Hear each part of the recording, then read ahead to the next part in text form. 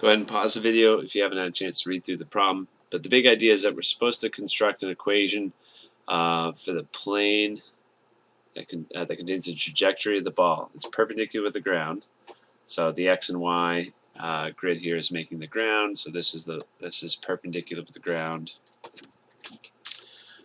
So the restrictions here are on x and y. X and y have to follow this pattern to follow the trajectory.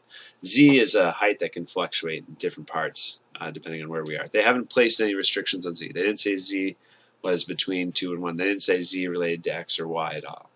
So z isn't going to be something that we have to attach a number to. What we need to focus on is making the equation of the plane by using x and y.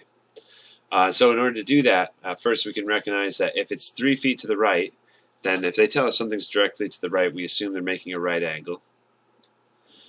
And that means we can use the Pythagorean theorem. This is the distance of the ball. This is the distance to the right of the person that they threw it. And the y-axis would, that's the y-axis. The x-axis would be the distance from the girl to the boy here. So using the Pythagorean theorem, that distance is 4.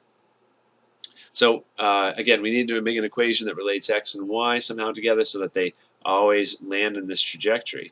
So let's just pick another arbitrary place to try to get an idea of what this relationship looks like. If you make a right angle here, this blue triangle is a similar triangle to the bigger red triangle. Right? It's similar because it's going to have the same ratio of side lengths. It's drawn inside the other triangle. So if you remember similar triangles from previous mathematics, that's what we've done in the past. What that means is that you should be able to take a side length here, multiply it by a scalar, and then you get the bigger side length. So we need to know what that scalar is. And there's a few different ways of doing it. You could do x divided by y or y divided by x. Let's just do it like that.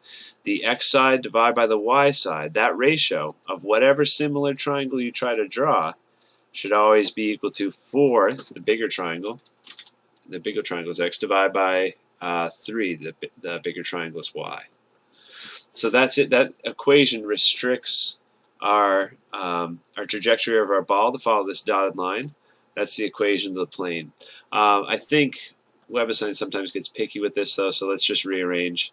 If you were to multiply 3 to both sides and multiply y to both sides, and then set it equal to 0, as we often see with planes, this is probably the format of the answer that WebAssign would want for this question.